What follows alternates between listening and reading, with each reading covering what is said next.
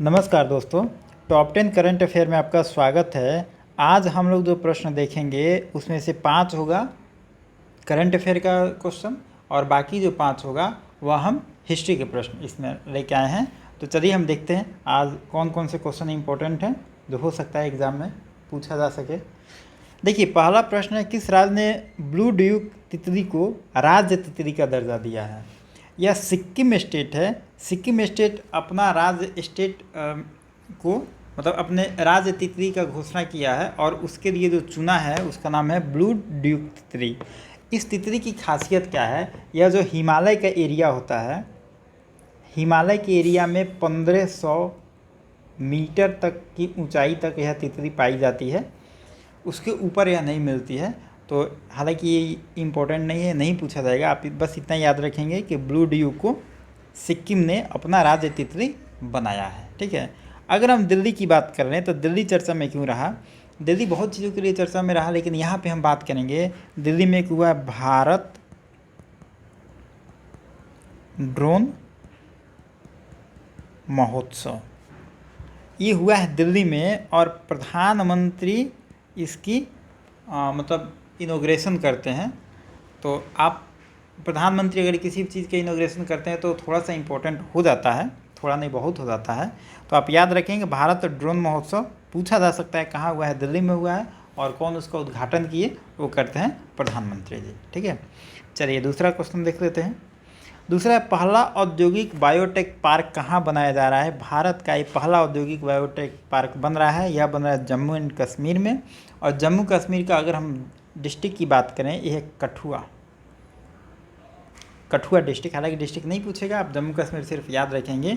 और इसी में हम एक तमिलनाडु की बात कर रहे हैं तो तमिलनाडु जो है मिड डे मील, हमने इसको पहले आपको बताया है, मिड डे मील जो चलाया जाता है स्कूलों में, सरकारी स्कूलों में, इसके साथ ये नाश्ता देने का, ब्रेकफास्ट देने का ये काम स्टार्ट किया है। मतलब आप देखेंगे कि मिड डे मील की तो गुणवत्ता अच्छी होती नहीं, क्वालिटी अच्छी होती नहीं है। बहुत जगह तो यूपी में कई बार देखा गया है कि रोटी और नमक बच्चे खाते हैं, चाहे हर जगह यही कंडीशन है। लेकिन तमिलनाडु एक ऐसा स्टेट बना है जो मिड डे मील तो दे ही रहा है, साथ में बच्चों को ब्रेकफास्ट भी करा रहा है। ये काफ़ी अच्छा इनिशिएटिव है और तमिलनाडु ऐसे काम करने के लिए आजकल मतलब बहुत अच्छा इनिशिएटिव ले रहा है। अगर वेलफेयर की बात करें तो इसका आंसर होगा तमिलनाडु। और पहला औद्योगिक बायोटेक पार्क जो बन रहा है वो बन रहा है आपका जम्मू कश्मीर के कठुआ में। चलिए अगला क्वेश्चन देखते हैं। लिविंग रूट ब्रिज किस राज्य में है? देखिए, लिविंग रूट ब्रिज अभी चर्चा में क्यों रहा? तो जो यूनेस्को है, यूनेस्को के वर्ल्ड हेरिटेज साइट में इसको लिस्ट किया गया था। यह भारत के किस राज्य में है? यह है आपको मेघालय में। आपसे एग्जाम में पूछा जा सकता है ये लिविंग रूट ब्रिज जो यूनेस्को के वर्ल्ड हेरिटेज साइट में लिस्टेड है, यह भारत के किस राज्य में है? तो आपका आंसर होगा यह है मेघालय में। ठीक है। मध्य प्रदेश की बात यहाँ पे कर लेते हैं। मध्य प्रदेश का एक बड़ा फेमस जगह है ग्वालियर। ग्वालियर की अगर हम बात करें, यहाँ पे हम देखेंगे पहला ड्रोन स्कूल खोला गया है। पहला ड्रोन स्कूल खोला गया है ग्वालियर में। आप इसको याद रखेंगे, एग्जाम में भी पूछा जा सकता है। और लिविंग रूट ब्रिज यूनेस्को के वर्ल्ड हेरिटेज साइट में कहाँ पे है? यह है मेघालय में। अगला प्रश्न, जानवरों के इलाज हेतु भारत का पहला मोबाइल एम्बुलेंस किस राज्य में बनाया गया है? यह हमने पहले वीडियो में बताया है। आपको नहीं याद है तो अपना नोट्स आकर पलटिए, वहाँ पे आपको मिलेगा। इसका आंसर होगा तमिलनाडु। तमिलनाडु में बनाया गया है। और अगर हम गुजरात की बात कर लेते हैं, यहाँ पे गुजरात पर चर्चा में क्यों रहा? तो गुजरात में बना है दुनिया का पहला नैनो यूरिया का प्लांट बना है। यह दुनिया का पहला है, दुनिया का पहला है। तो ये थोड़ा सा फेमस है। नैनो यूरिया का प्लांट बना है गुजरात में, आप इसको याद रखेंगे। ठीक है। चलिए आगे देख लेते हैं। भारतीय वायुसेना के लिए देश का पहला हेरिटेज सेंटर कहाँ बनाया जा रहा है? भारतीय वायुसेना के लिए पहला हेरिटेज सेंटर देश में बन रहा है, वो बन रहा है आपको चंडीगढ़ में। अब देखिए, इसके डिटेल में आप घुस के नहीं पढ़ेंगे, उससे कुछ फ़ायदा नहीं होगा। आपसे एग्जाम में सिर्फ यही वन लाइनर पूछा जाएगा कि एयरफोर्स के लिए जो हेरिटेज सेंटर बन रहा है कहाँ बन रहा है? तो चंडीगढ़ में बन रहा है। ठीक है। अगर हम यहाँ पे थोड़ा सा तेलंगाना की बात कर लेते हैं, तो तेलंगाना में दुनिया का सबसे बड़ा इलेक्ट्रिक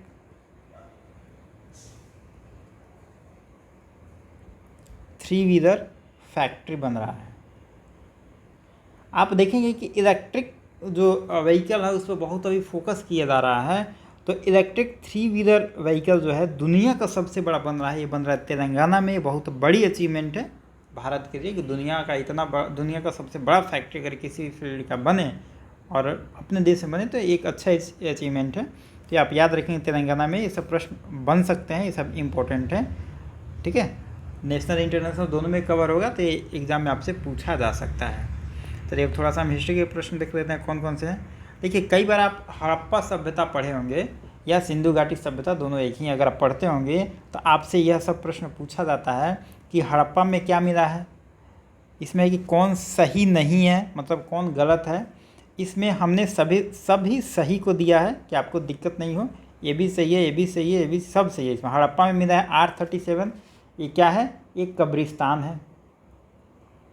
ये सब एग्जाम में पूछा जा सकता है कि R37 मानव समाधि मतलब कब्रिस्तान कहाँ मिला है, तो आपको हड़प्पा में मिला है। लोथल में क्या मिला है, गोदीबाड़ा मिला है। लोथल डकयार्ड की बात कर रहा है, गोदीबाड़ा मतलब डकयार्ड होता है, ये कहाँ मिला है, लोथल में मिला है। कालीबंगन में मिला है, जूता हुआ खेत मिला है, पहली बार जूता हुआ खेत का साक्ष्य मिलता है कालीबंगन में। और मोहनजोदड़ो में मिलता है डांसिंग गर्ल। ये सब एग्जाम में, ये यूपीएससी हो या बीपीएससी हो या यूपीपीसीएस हो, सभी एग्जाम में इस तरह के प्रश्न आते हैं। तो आप इसको थोड़ा सा याद रख लेंगे कहाँ पे क्या मिला है। मोहनजोदड़ो बड़ा फेमस है, इसमें मोहनजोदड़ो के बारे में 2-3 चीज़ और हम देख लेते हैं। मोहनजोदड़ो की बात करें तो मोहनजोदड़ो का जो अर्थ होता है, इसका अर्थ होता है मृतकों का टीला। कई बार एग्जाम में आपसे भी पूछा जा सकता है कि मोहनजोदड़ो का अर्थ क्या होता है। मोहनजोदड़ो को खोजते कौन है, इनका नाम है राखल दास बनर्जी। ठीक है, और मोहनजोदड़ो के थोड़ा सा ही दूर पे, यहाँ पे आपको थोड़ा सा मतलब 100 या 150 के दूरी पे आपको मिलेगा एक जगह है चन्हूदड़ो। यहाँ पे आपको मिलेगा बीड फैक्ट्री। देखिए, ये सब एग्जाम में बहुत इंपॉर्टेंट है, पूछा जाता है। यहाँ पे बीड फैक्ट्री मिला है, प्लस यहाँ पे ईंट भी मिला है, वक्राकार ईंट मिला है, मतलब राउंड सर्कल में कुछ ऐसा ईंट मिला है। आप याद रखेंगे, सिर्फ याद रखें चन्हूदड़ो में ईंट मिला है और बीड फैक्ट्री मिला है, ज़्यादा डिटेल में इसे नहीं पूछा जाता है। अगर हम हड़प्पा की बात करें, हड़प्पा को कौन खोजा था, मतलब इस साइट को पहली बार कौन इस पर काम किया, इनका नाम है दयाराम साहनी। दयाराम साहनी। यह कई बार एग्जाम में पूछा गया है कि हड़प्पा को किसने खोदा या मोहनजोदड़ो को किसने खोदा। ये सब आप थोड़ा सा फैक्चुअल प्रश्न है, यहाँ पे बनते हैं, एग्जाम में क्वेश्चन आते हैं यहाँ से, आप थोड़ा सा इसको याद रखेंगे। लोथल के बारे में थोड़ा सा हम बात कर रहे हैं। लोथल है कहाँ पे, लोथल है आपको गुजरात में। और ये किस नदी के तट पे है, तो यह भोगवा नदी के तट पे है। यह भी कई बार एग्जाम में पूछा गया है। और जो लोथल है इसको हम कहते हैं लघु हड़प्पा। लघु हड़प्पा या लघु मतलब छोटा हड़प्पा या छोटा मोहनजोदड़ो। ठीक है, आप अपने नोट्स में लिख लेंगे। हड़प्पा को कहते हैं, लोथल को सॉरी कहते हैं लघु हड़प्पा या लघु मोहनजोदड़ो। इतना इस प्रश्न के लिए काफ़ी है। चलिए अब आगे देखते हैं। सिंधु सभ्यता का पश्चिमी छोर क्या था। देखिए, अगर हम इसके एरिया की बात करें, कहाँ से कहाँ तक इसका विस्तार हुआ था, तो ये मांदा है आपका जम्मू कश्मीर में। यह ये नॉर्थ सबसे ऊपर में मिलेगा आपको मांदा, जो जम्मू कश्मीर में है। दाइमाबाद है आपको महाराष्ट्र में, ये आपका साउथ वाला पोर्शन है। आलमगीरपुर है आपका यूपी में, ये आपका ईस्ट वाला पोर्शन है। सुतका गेंडोर है आपका, ये कहाँ पे है, ये बलूचिस्तान में है।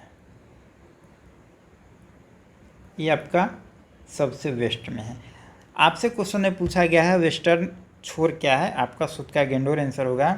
कई बार आपसे एग्जाम में पूछा गया है कि सबसे नॉर्थ वाला पोर्शन क्या था, साउथ क्या था, ईस्ट क्या था, वेस्ट क्या था। तो आप लोकेशन थोड़ा याद रखेंगे।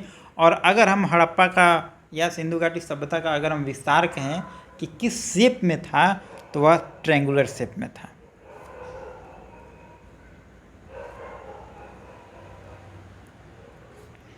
ठीक है, ट्रायंगुलर शेप में था, आप इसको याद रखेंगे। अगर यहाँ पे हम थोड़ा टाइम पीरियड की बात कर रहे हैं, इसका टाइम पीरियड कितना था, तो देखिए इसके टाइम पीरियड में बहुत जगह अलग अलग किताब में अलग अलग चीज़ें मिलेगी। 2300 से 1700 आपको मिलेगा, लेकिन कभी कभी आपको मिलेगा 2350 से 1750।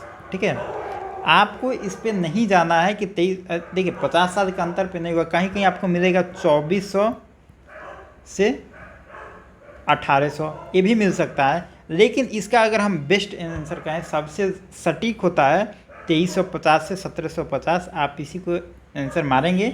लेकिन अगर ऑप्शन में ये नहीं है तो इसके अराउंड में जो होगा आप वहाँ पे जा सकते हैं। ये जो भी है इसी पूर्व की बात हो रही है। ठीक है, एडी में मत आ जाइए, इसी पूर्व की बात हो रही है। चलिए थोड़ा सा आगे देख लेते हैं। हल का टेराकोटा कहाँ मिला है? हल का टेराकोटा, यह कई बार एग्जाम में आपसे पूछा गया है कि हल का टेराकोटा कहाँ मिला है। अगर हम इसकी बात करें तो हल का टेराकोटा मिला आपको बनावली में। बनावली कहाँ पे है? हरियाणा में है। देखिए यह जगह कहाँ पे है और वह अभी वर्तमान में किस स्टेट में है, आप ये भी याद रखेंगे तो ज़्यादा बढ़िया रहेगा। कई बार ये भी पूछ लिया जाता है कि बनावली कहाँ पे है, या लोथल कहाँ पे है, या हड़प्पा कहाँ पे है, या राखीगढ़ी कहाँ पे है। ठीक है, ये सब पूछा था। हड़प्पा तो अभी वर्तमान पाकिस्तान में है, अभी भारत में नहीं है। तो ये भी आपसे एग्ज़ाम में पूछा जा सकता है कि कौन जगह कहाँ पर है।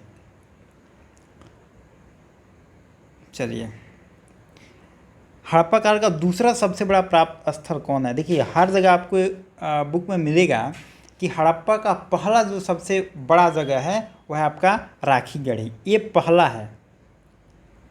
लेकिन हम आपसे पूछ रहे हैं दूसरा सबसे बड़ा है, क्या पता एग्जाम में ये पहला तो कई बार पूछा गया है, दूसरा पूछा जाए।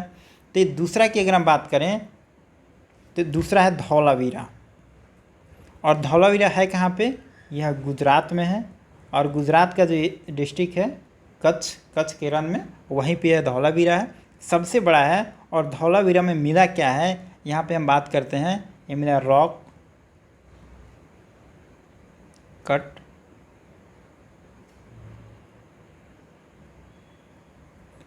रिजर्वायर मिला यहाँ पे। ठीक है, आप याद रखेंगे, मतलब जल कुंड मिला है, जल का एक कुंड मिला यहाँ पे।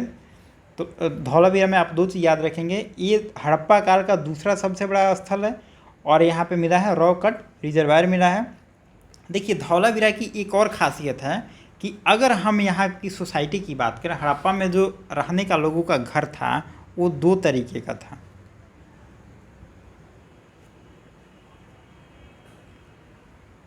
एक था टीला, मतलब ये ऊपरी मैदान था, ऊपरी भाग था, और ये था मैदानी भाग। ये जो ऊपरी भाग था ना, यहाँ पे शासक रहता था। शासक मतलब जो रूल कर रहा है, या सोसाइटी के जो अच्छे लोग थे यहाँ ऊपरी भाग पे रहते थे, ऊंचे वाले भाग पे। और जो मैदानी भाग था यहाँ पे पब्लिक रहता था, मतलब जनता रहता था। लेकिन अगर हम यहीं पे धौलावीरा की बात कर रहे हैं तो धौलावीरा में कहा जाता है कि ये जो बंटवारा था ये 3 लेवल पे था।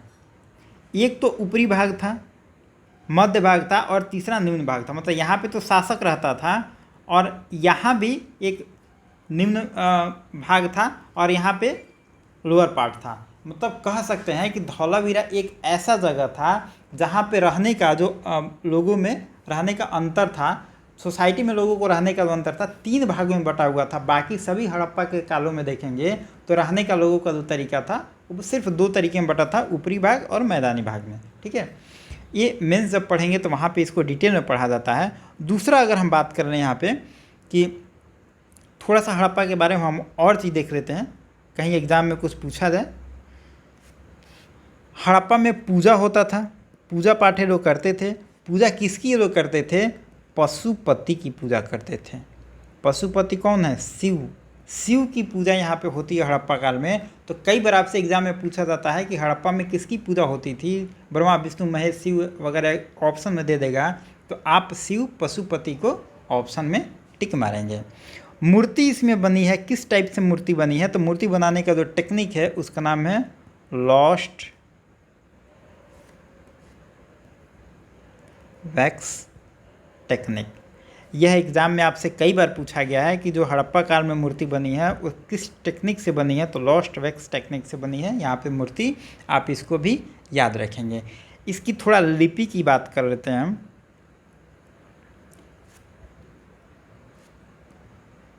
लिपि क्या था? देखिए थोड़ा सा हड़प्पा के हम पहले हड़प्पा देख लेते हैं, उसके बाद हम उसको देखेंगे। हड़प्पा की लिपि की अगर हम बात करें तो इसमें टोटल 26 साइन मिले हैं। अभी तक इस लिपि को पढ़ा नहीं गया, कोई पढ़ नहीं पाया है।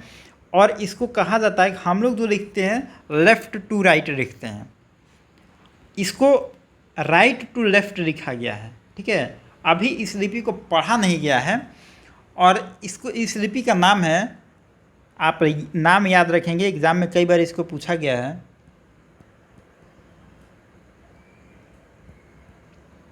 बुस्ट्रोफेडन इस लिपि का नाम है, एग्ज़ाम में पूछा गया है, आप इसको याद रखेंगे। हिंदी की बात करें तो इसको सरस्वती लिपि भी कहा गया है। सरस्वती लिपि कई जगह आप बुक में देखेंगे इसको पिक्चोग्राफिक स्क्रिप्ट से डिनोट किया जाता है। पिक्चोग्राफिक स्क्रिप्ट से भी डिनोट किया जाता है। तो आपको ऑप्शन में जो कुछ भी रहे आप समझ जाएंगे, ये हड़प्पा की लिपि की बात करता है, यह राइट टू लेफ्ट लिखा जाता है। और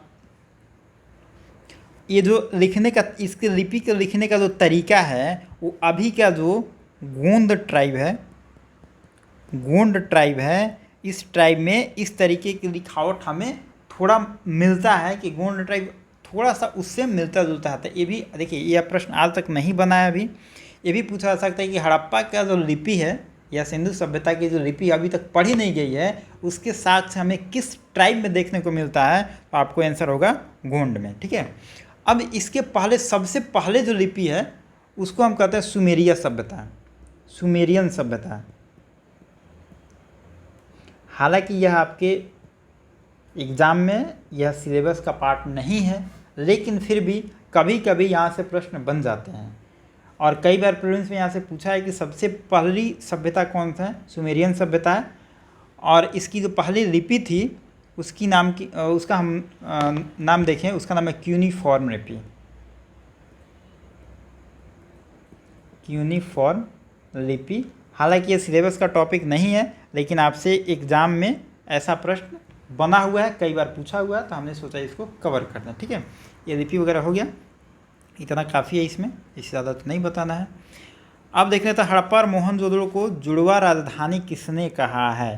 देखिए, जुड़वा शहर भी कहा जाता है, जैसे हैदराबाद और सिकंदराबाद, वैसे ही हड़प्पा और मोहनजोदड़ो को जुड़वा राजधानी कहा है। और ये किस राइटर ने कहा है? ये कहा है पिग्गट। बुक में आप पढ़ेंगे तो पिग्गट के नाम के आगे पिग्गट महोदय लिखा होता है। तो पिग्गट महोदय ने कहा है कि हड़प्पा और मोहनजोदड़ो जो था वह जुड़वा राजधानी था। ठीक है, अब जुड़वा राजधानी तो हो गया। अब लेनपुल के बारे में थोड़ा सा हम देख लेते हैं। लेनपुल जो है यह दारा सिकोह को कहता है छोटा अकबर। आपसे एग्जाम में पूछा जा सकता है कि दारा सिकोह को छोटा अकबर किसने कहा है? तो लेनपुल कहता है। और छोटा अकबर किसे कहा गया है? दारा सिकोह को कहा गया है। या दारा सिकोह को क्या कहा गया है? छोटा अकबर कहा गया है। कुछ भी क्वेश्चन बन सकता है, तो आप बनाने के लिए तैयार रहें। दूसरा, अगर हम लेनपुल की बात करें, इसका एक और बड़ा इंपॉर्टेंट चीज़ है, यह हुमायूं के बारे में लिखता है। और हुमायूं को आप जैसे जानते हैं कि वो सीढ़ी से उतरते हुए गिरता है और मर जाता है। तो जब हुमायूं मरेगा तो इसका एक फेमस डायलॉग है, मतलब बुक में लिखता है, और वो बड़ा मतलब फेमस हो गया वो कोटेशन इसका। और ऐसे लिखता है कि लेनपुल लिखता है हुमायूं के बारे में कि हुमायूं गिरते पड़ते ही इस जीवन से मुक्त हो गया, उसी तरह जैसे वह ताउम्र गिरते पड़ते ज़िंदगी में चलता रहा। यह हुमायूं पर एक कटाक्ष करता है। और इस स्टेटमेंट को लेके कई बार ऑप्शनल में या जीएस में क्वेश्चन बनता है, या प्रीलिम्स में यह प्रश्न पूछा जाता है कि यह स्टेटमेंट किसका है। तो हुमायूं लेनपुल के बारे में स्टेटमेंट देता है, आप इसे नोट कर लेंगे। और कहता है हुमायूं जब मरता है तो रेनपो लिखता है अपने बुक में कि हुमायूं गिरते पड़ते ही इस जीवन से मुक्त हो गया, उसी तरह जैसे वो ताउम्र गिरते पड़ते ज़िंदगी में लड़ते रहा। ठीक है, ये सब आज का कुछ प्रश्न था, 10 प्रश्न हो गया। अब चलिए आज आपके लिए ये होमवर्क है कि पहला औद्योगिक बायोटेक पार्क कहाँ बन रहा है। आपको ऑप्शन में जो भी करेक्ट आंसर लगे कमेंट बॉक्स में लिखेंगे और मिलते हैं नेक्स्ट वीडियो में। Thank you.